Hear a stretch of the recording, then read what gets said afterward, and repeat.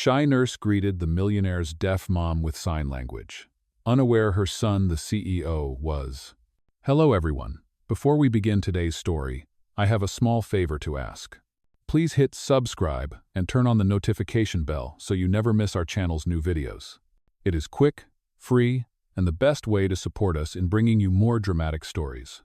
Your support means the world to us. Where are you watching from? Drop your city or country in the comments below. Thank you very much. Now, let us return to our main character. The morning light spread softly through the glass windows of St. Mary's Hospital. The smell of antiseptic floated in the air, mixed with the faint rhythm of heart monitors. A nurse walked quietly down the long corridor, her shoes making gentle echoes on the polished floor. Her name was Lily Tran, 26 years old, first-generation immigrant, shy, calm, and always a little too careful. She had been working at the hospital for almost 2 years. But this morning was different. When the head nurse handed her the new assignment sheet, the words written on the top line made her heart skip. Private patient, Margaret Carter. Authorized family access only. Everyone in the staff room had heard about Mrs. Carter. She was the mother of Ethan Carter, the young billionaire CEO who owned half of the hospital's research wing. After a stroke 3 years earlier, she had lost her hearing completely. Since then, she rarely spoke or smiled. Most nurses avoided her room. They said she was difficult, that she never looked anyone in the eye. But Lily did not believe that people became cold without a reason. She took a deep breath, adjusted her badge, and pushed open the glass door. The private suite was large, silent, except for the soft beeping of a monitor. Sunlight poured through pale curtains onto the bed, where an elderly woman sat by the window, her silver hair neatly brushed, her eyes distant. Lily approached slowly, her palms slightly damp. "Good morning, Mrs. Carter," she said softly, though she knew the woman could not hear. The patient did not turn her head. Her gaze stayed on the garden below. Lily hesitated, remembering something from her childhood, the way her own mother's eyes used to light up whenever she used sign language. So she tried. Her fingers moved gently in the air. "Good morning. How are you today?" For a moment, nothing happened. Then, slowly, the woman's eyes widened. She turned, studying Lily as if seeing her for the first time. A faint tremor crossed her lips. And then, to Lily's surprise, the older woman smiled. It was small, fragile, but real. Outside the glass wall, a tall man in a charcoal suit paused mid-step. Ethan Carter had been on his way to another meeting when he saw the unfamiliar nurse inside his mother's room. For months, he had watched professional caregivers come and go without success. His mother never responded to any of them. But now, through the glass, he saw something he had not seen in years: his mother's laughter. He stood still, unsure why his throat felt tight. There was something different about the young nurse. She did not act out of duty. She moved with care, like someone who understood silence. Inside, Lily adjusted the blanket over Mrs. Carter's lap and continued signing.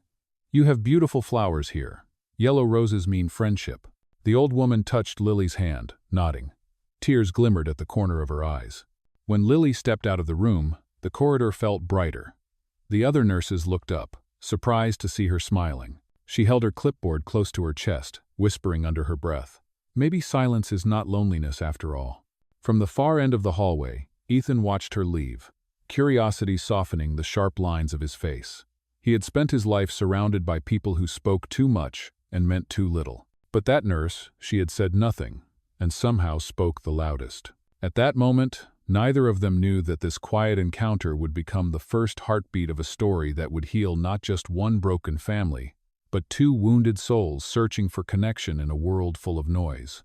The next morning came with the faint glow of sunrise over St. Mary's Hospital.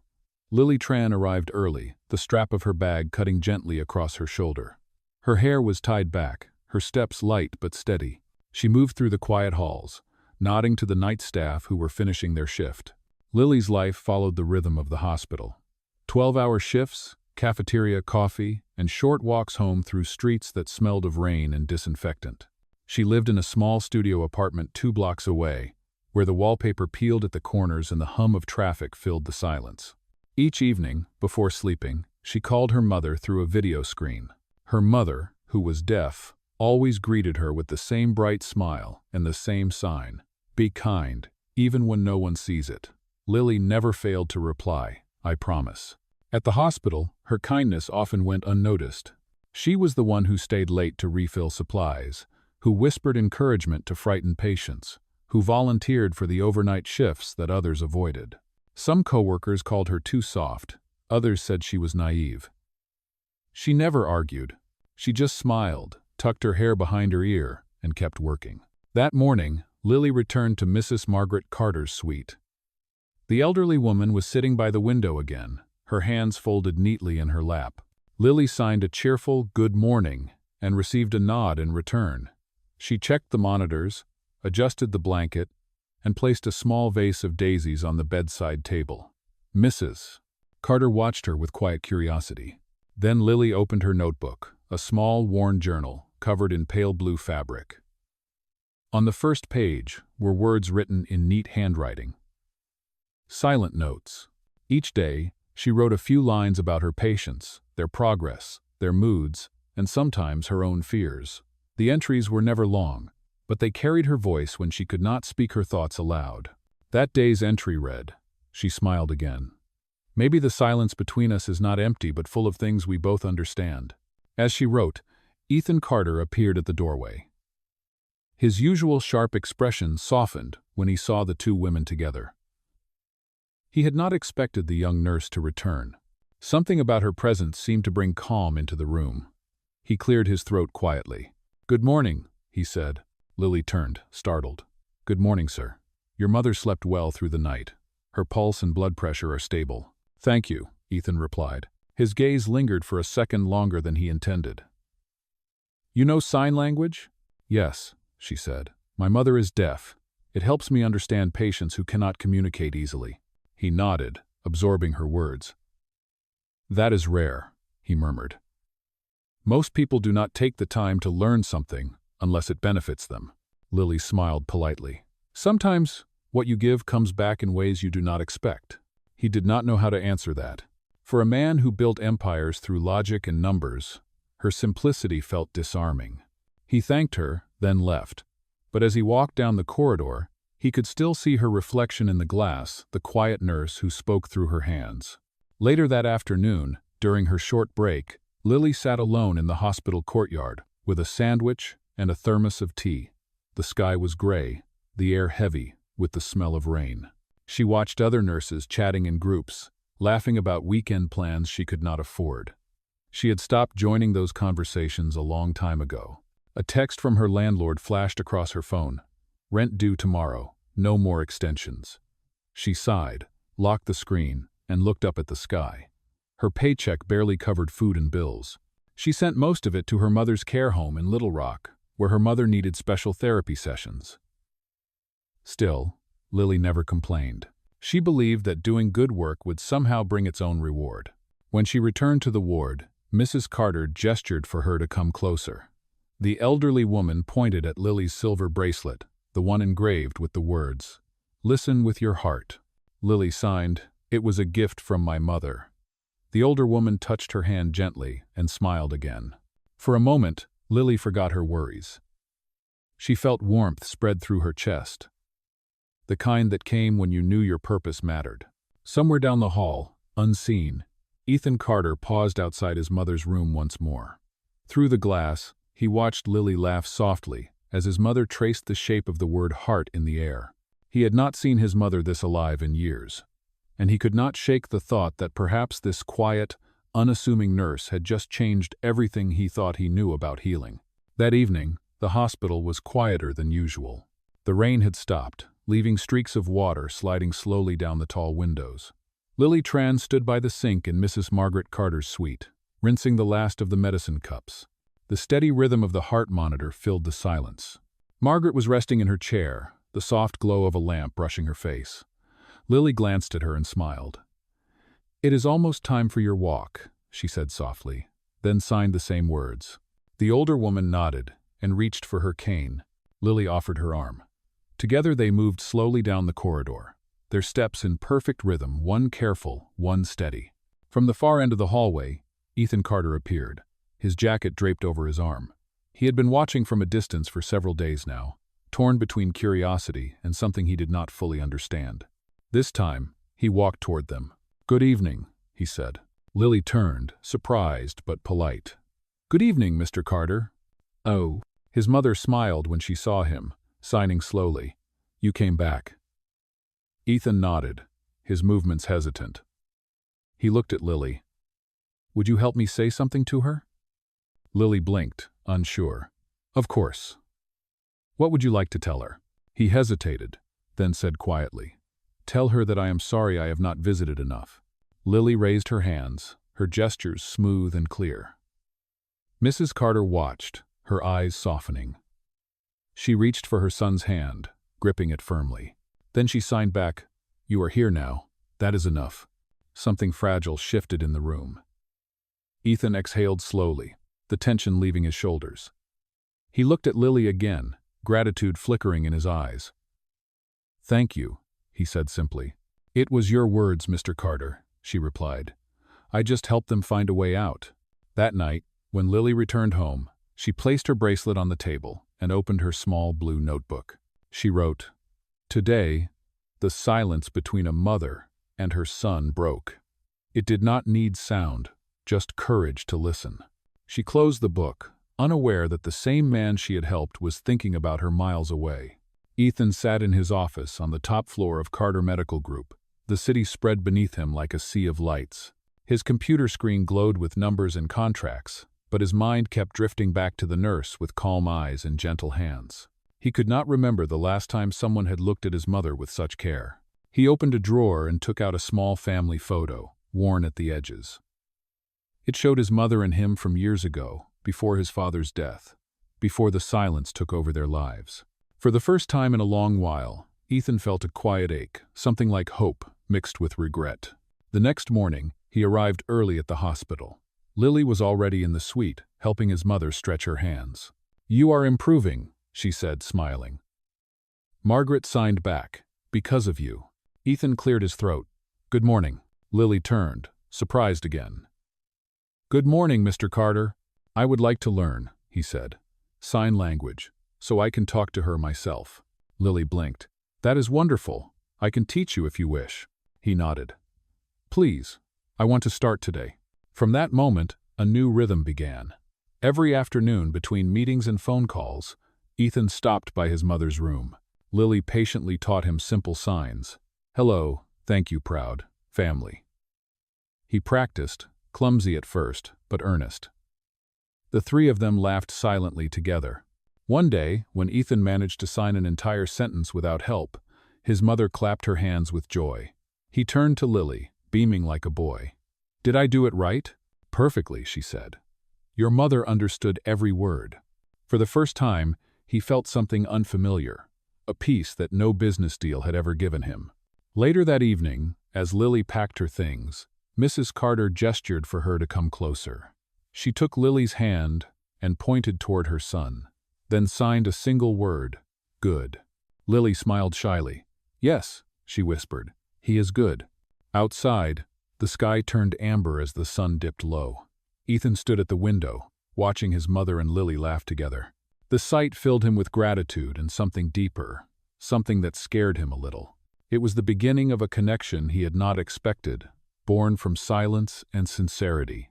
He did not know it yet, but the lessons in sign language were teaching him far more than words. They were teaching him how to listen with his heart, the way that quiet nurse always did. A week later, St. Mary's Hospital glowed under a late autumn Sunday. The days were shorter now, the air crisp, carrying the faint scent of pine from the nearby park. Lily Tran had grown used to the gentle rhythm of her mornings with Mrs. Margaret Carter.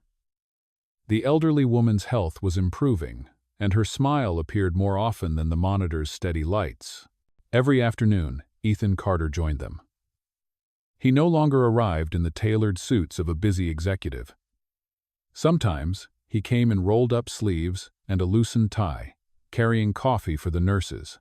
He seemed lighter, younger, as if the walls around him had thinned. That morning, Lily was teaching him the sign for family. She lifted her hands, slow and graceful, showing how the fingertips joined in a small circle. "It means family," she explained. A circle that cannot be broken. Ethan followed her movement, his larger hands mirroring hers. He smiled. A circle that cannot be broken, he repeated softly. That is beautiful. Mrs. Carter watched them, her eyes shining. She signed toward her son. You are learning quickly. He laughed gently. Because I have a good teacher, he said. Lily lowered her gaze, cheeks warm. She was not used to praise, especially from someone like him. You are a fast learner, Mr. Carter, she said. Ethan, he corrected quietly. Please call me Ethan. She hesitated but nodded. All right, Ethan. The sound of his name in her voice lingered in the air longer than either of them expected. That afternoon, after her shift, Lily sat on the hospital's rooftop garden, sipping lukewarm tea from a thermos. The sky was painted in shades of gold and violet. She opened her small blue notebook and wrote, Teaching him feels easy. Maybe kindness can be a language too. Down below, Ethan stood in his office, staring at the same horizon. His assistant was listing numbers, quarterly results, expansion plans. But his mind was elsewhere.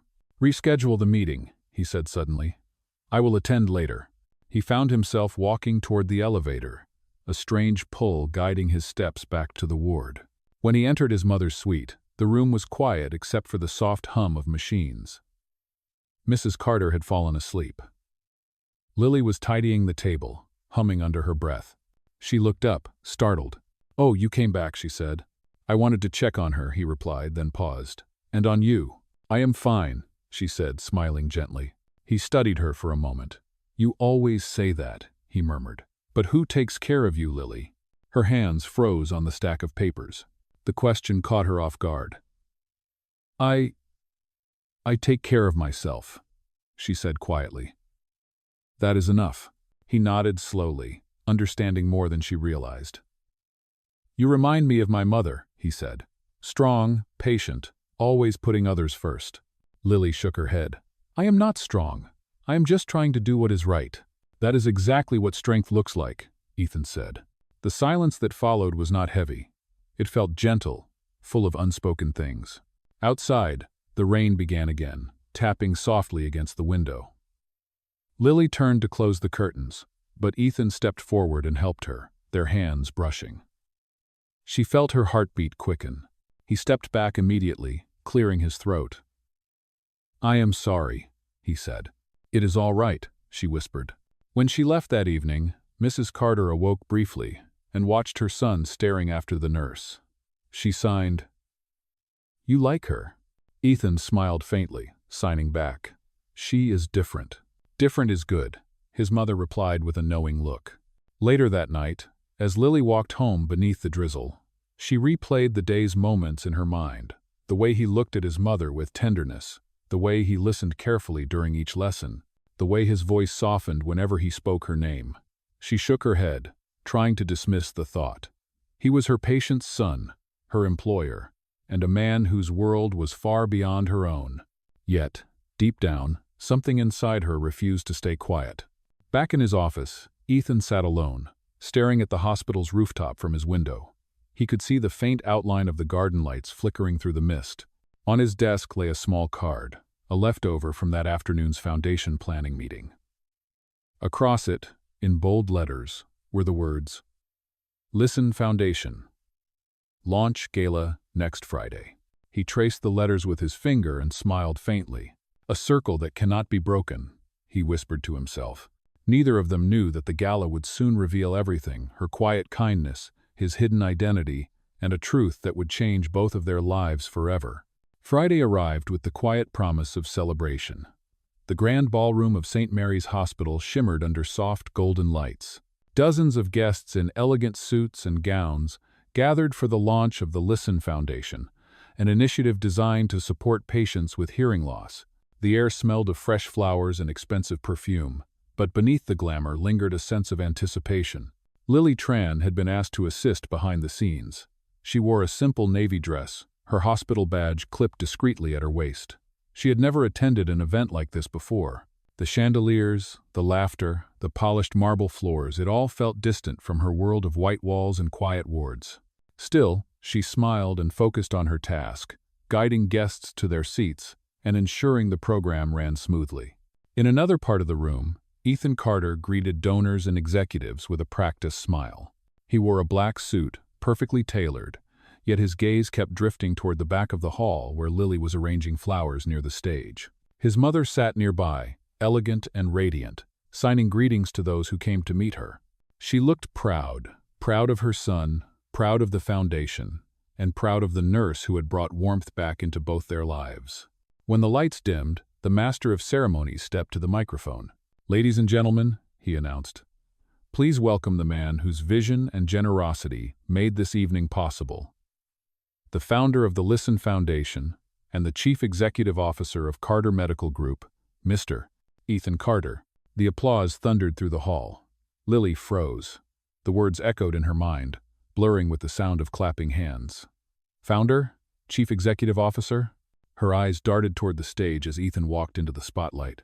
He looked calm, confident, and utterly different from the man she had known in the hospital corridors. Under the bright lights, his polished presence revealed a truth she had never suspected. Every conversation, every gesture of kindness, every shared lesson in sign language all this time, he had been the very man who owned the building she worked in. Her heart pounded as Ethan began to speak. "The Listen Foundation was born from silence," he said, "from watching someone I love struggle to be heard. My mother taught me that silence is not absence, it is a different kind of language. Tonight, I want to thank the people who helped me remember that lesson." His eyes swept over the crowd and stopped, briefly, on her. "Especially one nurse who reminded us that listening with the heart can heal more than any medicine." A murmur rippled through the guests as several people followed his gaze. Cameras flashed. Lily stepped back, her throat tight. Around her, whispers began. "That is the nurse from the ward. She must be very close to him. Imagine, the billionaire and the nurse." She could feel the heat rising to her face. Her hands trembled as she turned away from the crowd. For the first time, she wished to disappear into the silence she once loved. After the speech, Ethan tried to find her, but she had already left the ballroom. Outside, the cool night air pressed against her skin. She walked down the marble steps, her heart heavy. The words of the guests echoed in her head, mocking, doubting, twisting everything pure into rumor. She looked at the silver bracelet on her wrist, the one engraved with, "Listen with your heart," and whispered, "Maybe I was foolish to believe that kindness alone could bridge worlds." Behind her, inside the ballroom, Ethan stood frozen at the edge of the stage. He could see the empty space where she had stood moments before. Applause filled the room again, but to him it sounded hollow. For the first time in years, he felt powerless, not as a CEO, not as a man of wealth, but as someone who had just broken the trust of the only person who truly saw him. The following morning, the hospital corridors felt colder than usual. The celebration banners from the gala still hung near the lobby, their bright colors out of place in the quiet light of dawn. Lily Tran walked quickly through the hallway, her eyes fixed on the floor. She had barely slept. The images from the night before replayed endlessly, the stage lights, the murmurs, the realization that Ethan Carter was not just a kind visitor, but the billionaire owner of the hospital itself. She reached Mrs. Margaret Carter's suite and paused before entering. Inside, the older woman sat by the window, reading from a tablet. When she looked up and saw Lily, her expression softened. She signed, "You left early last night." Lily nodded, forcing a smile. "Yes, ma'am. I was not feeling well." Margaret studied her carefully, then reached for her notepad. She wrote, "Ethan was looking for you." Lily hesitated. "Please tell him I am fine," she said quietly. "But I think it is better if another nurse takes my shift." The older woman frowned, signing. "Why?" Lily swallowed. "Because people talk. They say things that are not true. I do not want to cause trouble for your family or for myself." Margaret's hands moved again, sharp and quick. "Do you care what they say or what you feel?" Lily looked down, unable to answer. She adjusted the blanket on Margaret's lap, her fingers trembling. "I just need time," she whispered. When she left the room, Ethan was waiting near the elevator. He had dark circles under his eyes, his suit slightly wrinkled, a rare imperfection on the man known for control. "Lily," he said, stepping forward, "please, wait." She froze. but did not meet his gaze. "Good morning, Mr. Carter." "Ethan," he corrected softly. "Please, do not call me that. I think it is more appropriate now," she said, her tone polite but distant. He exhaled, struggling to find the right words. "I should have told you who I was. I never meant to deceive you. I just wanted—" She cut him off gently. "You wanted honesty from everyone except yourself." The silence between them felt heavier than words. Finally, she stepped back. "Your mother is doing well. She will not need my care for much longer." He reached for her hand but stopped halfway, letting it fall. "Do not leave because of me," he said quietly. "Please." Her voice trembled. "You are not the reason, Ethan. The reason is that we live in different worlds. I forgot that for a while, but last night reminded me." Before he could answer, the elevator doors opened. She stepped inside, her eyes glistening, and the doors closed between them with a soft, mechanical sigh. For the rest of the day, Ethan avoided meetings. He walked through the hospital, seeing everything differently: the rooms, the staff, the patients. Every corner reminded him of her laughter, her calm voice, her hands moving in graceful patterns of sign language. He stopped by his mother's room in the afternoon. "She is leaving," he said quietly. Margaret looked up, her expression filled with understanding. She signed, "Then bring her back. Do not let silence win again." That evening, Lily sat in her small apartment, staring at the bracelet on her wrist. The engraved words seemed to mock her now. "Listen with your heart." She whispered the phrase aloud, her voice breaking. But what if the heart only brings pain? Outside, rain began to fall again, tapping gently against her window. She closed her notebook and turned off the light, unaware that in another part of the city, Ethan Carter stood alone in his office, watching the same rain. Between them stretched only silence, familiar, endless, and this time, full of heartbreak instead of hope. Days passed, and the distance between them grew heavier than words. Lily Tran tried to lose herself in work. She transferred to the rehabilitation wing of St. Mary's Hospital, where she cared for new patients and avoided the familiar corridors near the Carter suite.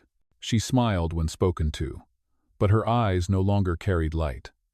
Every evening, she still opened her notebook, though the pages remained blank. The silence that had once comforted her now felt like a wall closing in.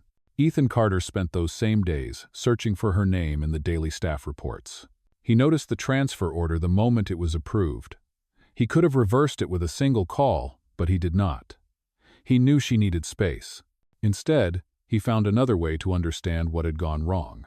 One night, as he reviewed internal documents in his office, Ethan discovered a string of anonymous messages sent to the hospital's Human Resources Department. They accused Lily of unprofessional conduct and implied she had been seeking his attention for personal gain. The sender used an encrypted address that traced back to one of his junior managers, someone who had been passed over for promotion when the Listen Foundation launched. Ethan felt anger rise like heat in his chest. He called his head of security immediately. "Find proof," he said. "I want everything documented." 2 days later, he stood in front of the boardroom table with printed evidence. The jealous manager was dismissed on the spot. But the damage had already been done. Gossip had spread through the hospital faster than any truth could repair. After the meeting, Ethan drove straight to the hospital without telling anyone. He found Lily in the rehabilitation ward, assisting a child learning to walk again. The boy stumbled, and she caught him gently, whispering words of encouragement. For a moment, Ethan just watched, realizing once again why she had changed his mother's world and his own. When their eyes finally met, she froze. "Mr. Carter," she said, her tone formal. "I came to apologize again," he said softly. "There were lies spread about you. I found out who did it. They have been removed from the hospital." Lily looked down. "It does not change how people see me." "Then let me change it," he said. "Let me show them who you really are." She shook her head. "You cannot fix this with power or money. That is what divides us." He stepped closer. "It is not power I am offering. It is truth." Her eyes filled with tears she refused to let fall. "And what truth is that, Ethan?" "That I care for you," he said, his voice low but steady. "That I have from the moment I saw you signed to my mother. I kept my name from you because I wanted to be seen as a person, not a position. But in doing so, I hurt you. I am sorry." The room was silent except for the rhythmic beeping of machines. Lily took a deep breath. "You cannot just say that and expect everything to heal." "Oh, I know," he whispered, "but I had to say it anyway." She turned away, her heart aching with confusion. "Please go. I need to finish my shift." He nodded, his eyes filled with quiet sorrow. As he left, Mrs. Margaret Carter appeared in the doorway, having been brought for therapy. She had seen the entire exchange. When Ethan walked past her, she signed, "Do not give up on her. Silence can destroy, but it can also wait for love to return." That night, Lily sat by her window again. She could not sleep. Her phone buzzed once a message from an unknown number. It was a photo of the hospital's new poster. "Listen, Foundation. Healing begins with understanding." Beneath it, handwritten in careful script, were 4 words. "Thank you for teaching me." She stared at it for a long time, her heart trembling. Somewhere inside, the wall of silence began to crack, just a little, letting in the faintest light of forgiveness. A week later, the hospital prepared for a special event. The Listen Foundation was hosting its first community exhibition called Silent Notes. The gallery featured photographs and handwritten reflections from patients and staff whose lives had been touched by kindness and healing. Lily Tran had received an invitation, but she had almost thrown it away. Something inside her hesitated. She had not spoken to Ethan Carter since that day in the rehabilitation ward. Yet the message he had sent, the one thanking her, still lingered in her thoughts. That afternoon, she stood at the entrance of the hospital's atrium, unsure if she should go in. Soft music played from hidden speakers. Rows of framed photographs lined the walls, each paired with a short story. Her breath caught when she recognized her own handwriting on one of the displays. The title read, "Silent Notes, a Nurse's Journal." Beneath it was an excerpt from her old blue notebook. "Sometimes healing does not come from medicine, but from listening without judgment. In silence, hearts can speak what words cannot." Lily's hands trembled as she read. She had never shared those pages with anyone. She turned, searching the room, and saw Ethan standing near the center of the exhibit. He was not in a suit tonight. He wore a simple gray sweater, his expression quiet but hopeful. When he saw her, he walked forward slowly. "You came," he said.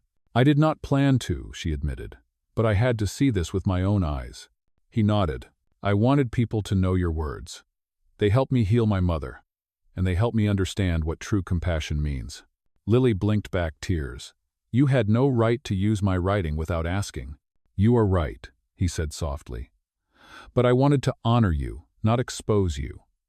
Your story reminds everyone that healing begins with humanity, not hierarchy." Silence stretched between them, fragile but alive. The crowd around them faded. Ethan slowly raised his hands and began to sign. "Thank you for teaching me how to listen not with ears, but with heart." Her breath caught. It was the same sentence she had taught him months ago. This time, his signing was perfect. Lily felt something inside her break and mend all at once. She lifted her own hands, signing back. "You finally learned." He smiled, eyes glistening. "Only because I had the right teacher."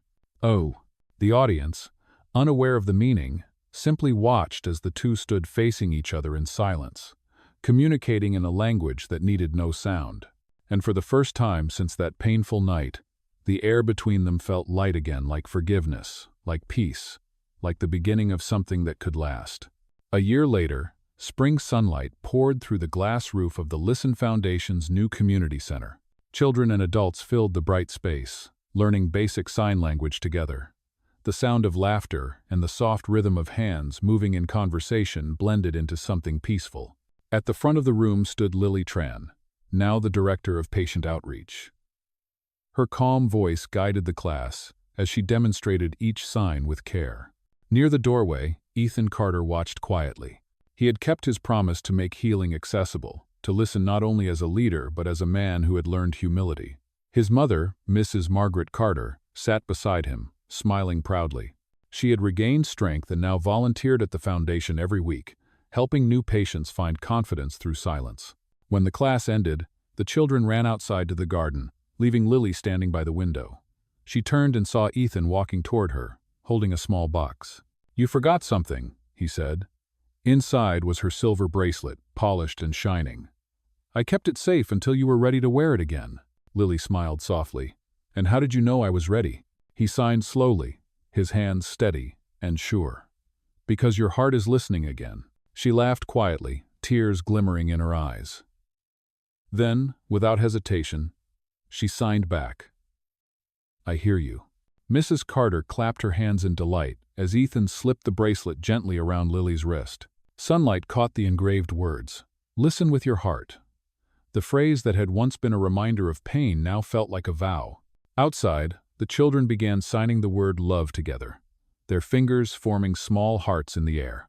Lily and Ethan joined them, their movements synchronized, graceful, and full of meaning. In that moment, silence was no longer empty. It was alive, filled with promise, forgiveness, and the kind of love that does not need sound to be heard. And as the camera faded to white, Lily's voice echoed softly, warm, steady, and full of hope. "When you listen with your heart, even silence can sing."